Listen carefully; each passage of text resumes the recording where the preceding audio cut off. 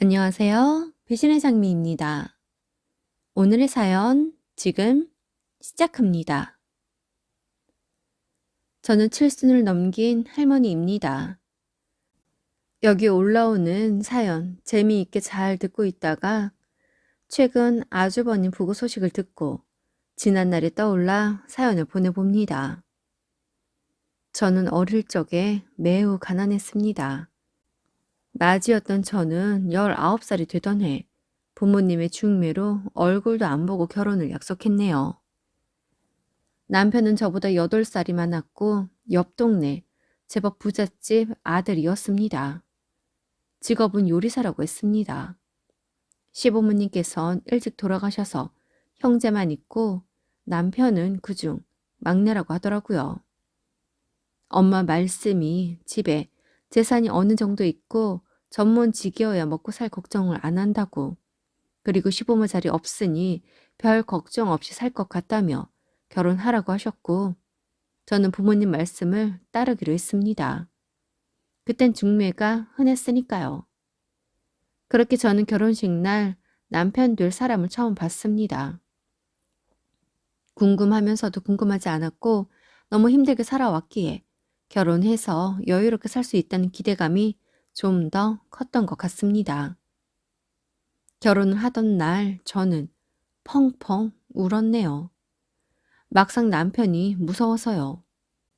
험상궂게 생기고 어릴 적 앓던 천연두의 영향으로 얼굴이 곤보였습니다. 그렇게 저는 결혼 첫날부터 안방 쪽에서 쪼그리고 잤습니다. 남편은 그런 저에게 별다른 말은 하지 않고 기다려 주었습니다. 시댁은 잘 산다고 하였지만 막상 잘 사는 건 아주버님 댁이었고 남편은 그냥 월급을 받는 요리사였습니다. 나이 차이가 많아 재산은 큰 형님인 아주버님이 다 물려받았고 장가 가면 나눠준다고 하셨다고 했지만 막상 저희는 결혼을 해서도 줄곧 아주버님 집 아래채 새 들어 살듯이 그렇게 살았습니다. 저는 형님을 따라 집안일을 했어요. 형님은 성질이 그렇게나 고약할 수가 없었습니다. 시어머니는 아니었지만 시어머니나 다를 게 없었죠. 너무 아무것도 몰랐을 때 결혼을 했고 그때는 그래야 하는 줄 알았기에 참고 살았던 것 같네요. 그렇게 한 달 정도 지났을 때 남편과는 최소한의 대화만 하고 고된 집안일을 배우다가 문득 이렇게는 살 수 없다는 생각이 들었습니다. 보름달 밝은 어느 새벽녘, 자는 남편 몰래 간단한 짐을 싸고 달빛 비추는 시골길을 따라 몰래 집을 빠져나왔습니다. 도망을 가려고 한 것이었죠. 그러다가 동네 상갓집에 다녀온 아주버님에게 들켜 집으로 다시 돌아오게 되었습니다. 뭐가 무서웠는지 마음먹고 도망쳐놓고 그렇게 아주버님 손에 다시 집으로 가게 된 것이죠. 저는 그날 이후 더 고된 시집살이가 아닌 시집살이를 하게 되었습니다. 그러다 남편은 제 모습이 안타까웠는지 시내에 있는 음식점으로 취직을 새로이 했고, 그렇게 저희는 아주버님 댁에서 나와 시내에 방을 새로 구했습니다. 그때 아주버님은 저희에게 재산을 나눠주지 않았고 저희는 단칸방에서 어렵게 시작을 하였습니다. 저희 엄마와 중매를 할 때만 해도 저희 남편 몫에 재산이 있다고 하더니 막상 아주버님이 다 쥐고 주지를 않았지요. 요즘 같으면 법이 워낙 잘 되어 있어 우리 재산이라고 주장도 한다지만 그땐 그럴 수도 없었지요. 그래도 저는 몇 달 동안 형님에게 시달리다 그 스트레스만 없어도 살겠더군요. 남편이 출근을 하고 나면 밤 10시가 넘어서야 들어왔기 때문에 남편과도 별로 마주칠 일도 없었습니다. 저희 부부는 그렇게 5년 가깝게 아이도 생기지 않았습니다. 애정이 없었기에 아이도 생기지 않았고 그럼에도 남편은 묵묵히 저를 기다려 주었지요. 남편은 열심히 일을 했고 저도 부업을 하며 생계에 도움을 주기 위해 노력을 했습니다. 그렇게 5년이 지난 후 저희에게 첫 아이가 생겼습니다. 처음에는 무섭기만 했던 남편이었는데 함께 지내다 보니 마음만은 한없이 따뜻한 사람임을 알겠더군요. 남편은 다정했고 성실했고 한결같이 저를 사랑해 주었습니다. 아이가 생기고 우리는 여느 부부처럼 그렇게 살아갔습니다. 그렇게 둘째도 낳았지요. 저희는 형님 댁과는 멀지도 않고 가깝지도 않게 지냈습니다.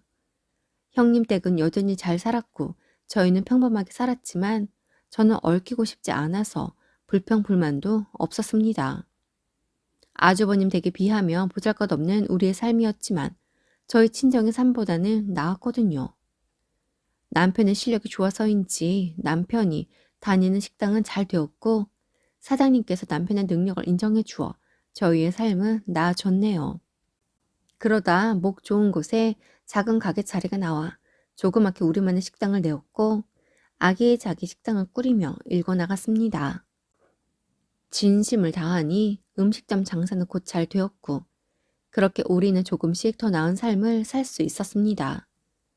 생활에 여유가 생기자 남편은 친정에도 도움을 주었고 그 덕에 동생들도 공부를 마치고 결혼할 때도 도움을 줄 수 있었습니다.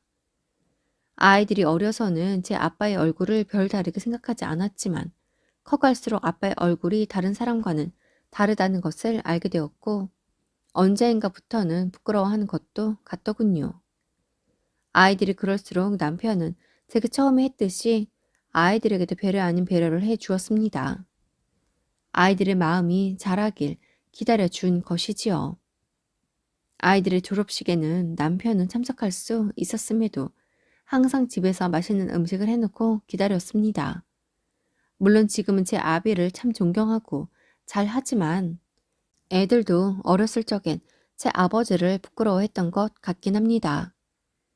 어느 정도 돈이 모이고 저희는 조금 더 큰 식당을 내었습니다.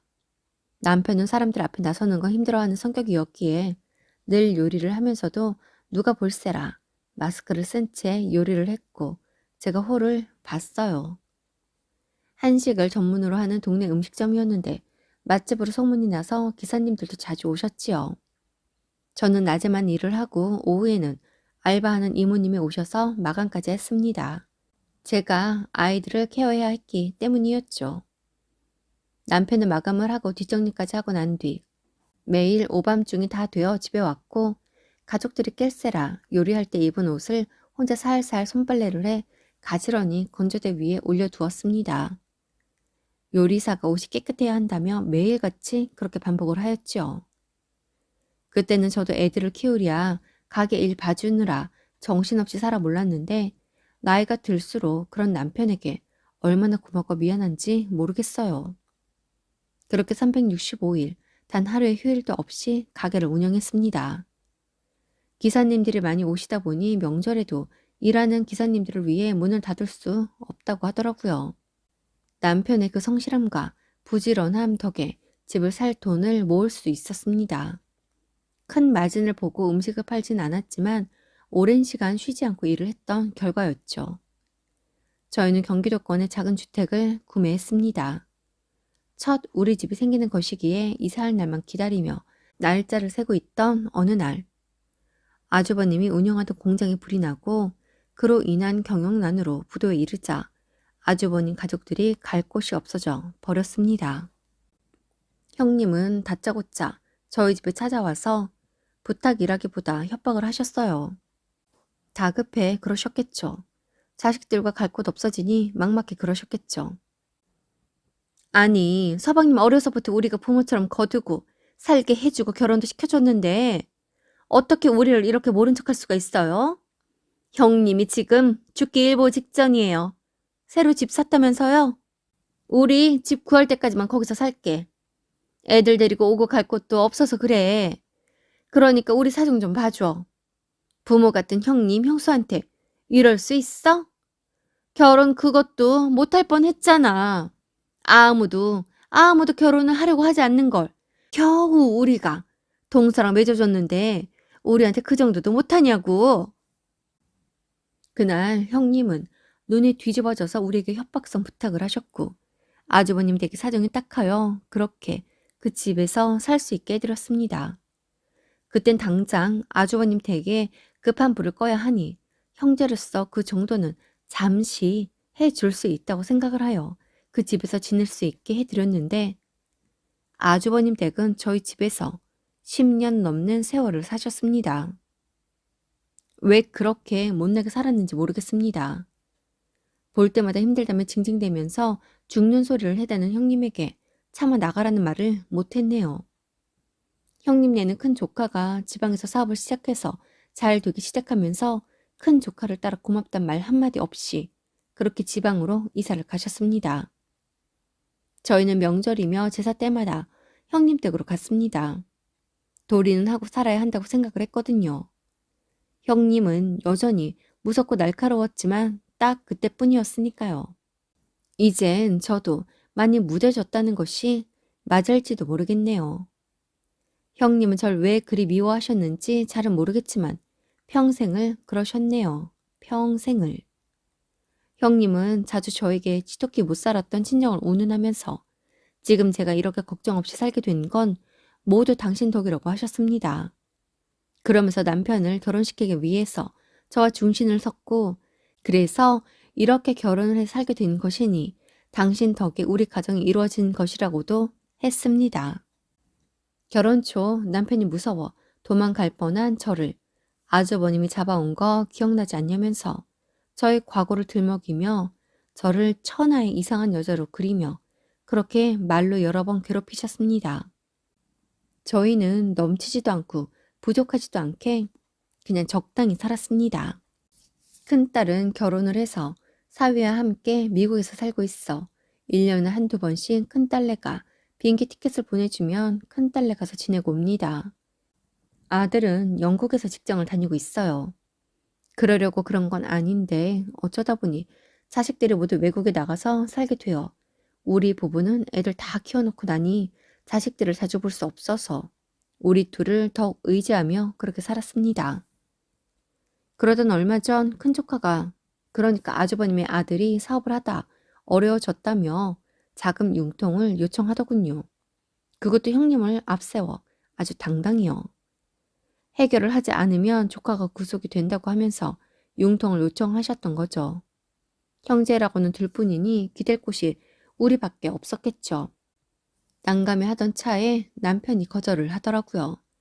사실 큰 돈이지만 저희 형편에 그 돈 없어도 잘못될 만큼은 아니었습니다. 2천만 원이었거든요. 저희는 그간 남편이 식당을 했던 건물을 매입을 했고 이제는 나이가 들어 식당 일을 힘들어 자리를 임대해 준 뒤 월세를 받으며 살고 있습니다. 그래서 2천만 원 없진 않았어요. 저야 당연히 싫었지만 남편이 해주겠구나 싶었습니다. 제가 말하지 않아도 남편이 저희 친정도 종종 도와주기도 했기에 아주버님 댁을 도와준다고 해도 그간 한마디 하지 않고 싫은 내색도 한 적 없습니다. 그런데 그때 남편이 도와주지 않겠다고 하더군요. 그러면서 처음으로 형님에게 화를 내더라고요. 형님, 형수님, 저 돈 못 해줍니다. 왜 돈 이야기할 때만 연락하십니까? 뭐요, 서방님?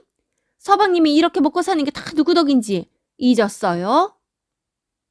알죠. 알아요. 감사하게 생각했습니다. 그래서 지금까지 두 분의 모습처럼 살아오지 않았습니까? 머슴이요? 서방님, 말 조심하세요. 누가 보면 정말 누구 머슴살이라도 시킨 줄 알겠어요. 그럼 그게 뭔가요? 내가 15살 때 처음 일할 때부터 내 월급 형님이 다 가져갔었잖아요. 내가 이 사람이랑 결혼하고 나서야 알아서 먹고 살라며 월급 안 건드셨으면서 그때부터 월급을 만져보고 살 수 있었어요. 잊었어요? 그건 그때 다 서방님을 위해서. 절 위해서요? 그런 줄 알았죠. 그런데 다 쓰고 없었잖아요. 그래서 내가 그 다 쓰러져가는 집에서 이 사람이랑 시작한 거예요. 형수님께선 이 사람 좀 괴롭히셨습니까? 오죽하면 제가 엄마처럼 따르던 형수님을 피해서 이사를 나갔겠어요. 진짜 이런 걸 배응망덕하다고 하는 거구나. 아, 내가 정말 서방님을 자식처럼 키웠는데 어떻게 나한테 이럴 수가 있어요? 자식처럼 키웠다고요? 그랬으면 형수님 애들한테 하듯이 했어야죠. 절 머슴처럼 부렸잖아요. 밥도 김치랑만 주고 한겨울에도 혼입을 준 거 잊었어요? 그땐 부모님 다 돌아가시고 나니 기댈 곳이 없고 그나마도 형님이 쫓아낼까 봐 겁이 나 그냥 그러고 살았던 거예요. 하이 기가 막혀서. 지금 기억도 안 나는 언제적 이야기를 하시는 거예요? 기억도 안 나요? 당한 전 어제일처럼 생생한데. 서방님, 이렇게 살게 된 게 누구 덕인지 잊었어요? 나 아니었으면 결혼이나 했겠어? 동네에서 곤보 총각이라고 해서 아무도 딸 안 준다고 해서 내가 겨우겨우 중신 서서 동서랑 이어줬는데 그러면 날 업고 살지는 못할 망정. 뭐라고요? 형수님, 양심 좀 챙기세요. 내가 진짜 이 말까지는 안 하려고 했는데 동서가 서방님이랑 안 산다고 야반도주 하던 날 형님이 잡아와서 지금 이 날까지 이러고 사는 거예요. 알아요? 내가 정말 무덤까지 비밀로 하려고 했는데 정말 사람 독하게 만든다. 순간 저는 저야말로 무덤까지 가지고 싶었던 비밀이 표면에 올라와 남편에게 미안하기도 했고 너무 수치스러워서 소리를 질렀습니다. 형님! 왜? 왜? 내가 못할 말 했어? 이렇게 살게 해준 게 다 누구 덕인데. 하늘 아래 핏줄 일하고는 내 남편과 서방님 둘뿐인데 어떻게 이렇게 나오는 거야? 조카가 어렵다고 조카가 망하게 생겼으니 좀 도와달라는데 그게 그렇게 어려워? 그때 남편이 형수님 그렇게 말씀하지 않으셔도 됩니다. 그때 그 일 다 알고 있어요. 다 알고 있다고요. 그러니 그렇게 대단한 것처럼 이야기하지 않으셔도 돼요. 그런 쓸데없는 말들로 협박하고 상처 줘가며 돈을 받아가고 싶어요? 난 우리 애들 우리 힘으로 키우고 뒷바라지 했는데 왜 형수님과 형님은 그러지 못하고 저에게 손을 벌리세요? 그 많은 재산 어쩌고요? 나한테 한 푼 안 주고 그 많던 부모님 재산 다 가져가 놓고 다 어쩌고 나한테 2천만 원을 빌리러 온 거예요? 알고 싶지도 않고요. 궁금하지도 않습니다. 그러니까 그냥 가세요.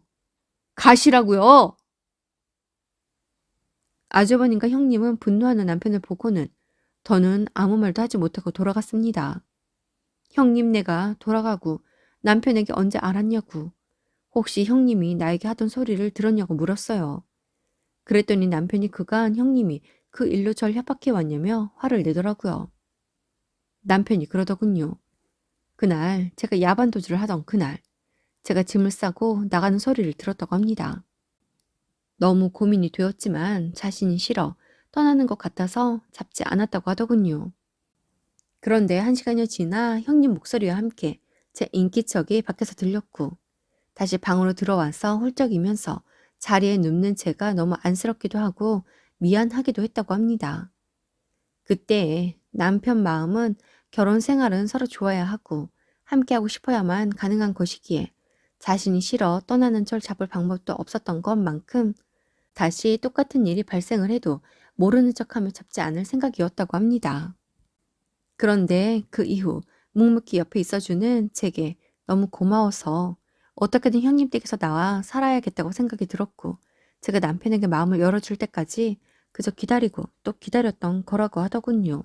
그러면서 그때부터 지금까지 계속 옆에 있어주고 귀한 아이들도 낳아주고 잘 키워줘서 그냥 고맙다고만 합니다. 남편의 마음을 듣고 나니 너무 미안하고 고마워서 하염없이 눈물이 났어요.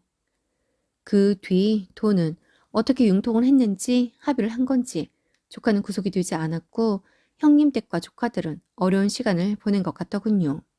처음에 몇 번은 형님 댁에서 연락이 오니 남편이 제 핸드폰을 번호를 바꾸게 했고 형님 댁 쪽 번호를 모두 차단을 해놓아 아무런 연락도 받지 못하게 했습니다. 물론 남편 역시 저와 같이 형님 댁 쪽 연락처는 모두 차단을 해놓은 걸로 알고 있어요. 그래도 세상에 둘뿐인 형제인데 싶어 마음이 편하진 않았지만 남편의 의지는 확고했습니다. 이런 결단이 늦어서 몇십 년 동안 힘든 삶을 살게 해 미안하다면서 하나뿐인 형과 결혼을 하던 그날도 제게 미안한 마음만 비추던 그런 남편이었어요. 그러다 2달 전 아주버님이 돌아가셨다고 합니다. 노안으로요. 조카가 모르는 번호로 문자를 보내었다고 하더군요. 그래서 다녀왔습니다. 미운이 고운이 해도 친형제이니 가시는 길은 배웅해 드려야 하는 거니까요.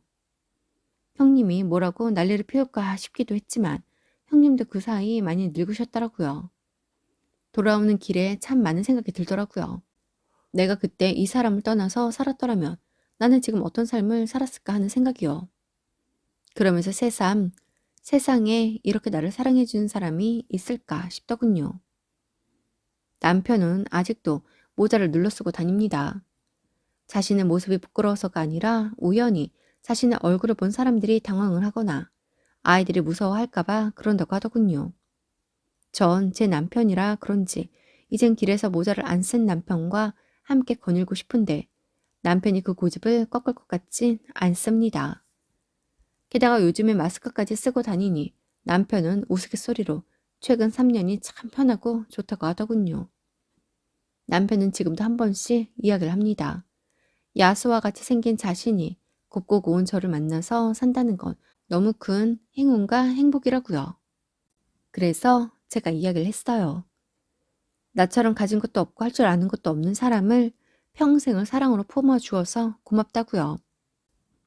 지금까지 먹고 사느라 치열하게 살아오느라 우리 둘을 돌아볼 시간이 없이 열심히만 살았습니다. 남은 세월은 남편과 저, 우리 둘을 위한 하루를 그리며 살아보아야겠습니다. 오늘도 함께 해주셔서 감사합니다. 여러분, 행복하세요.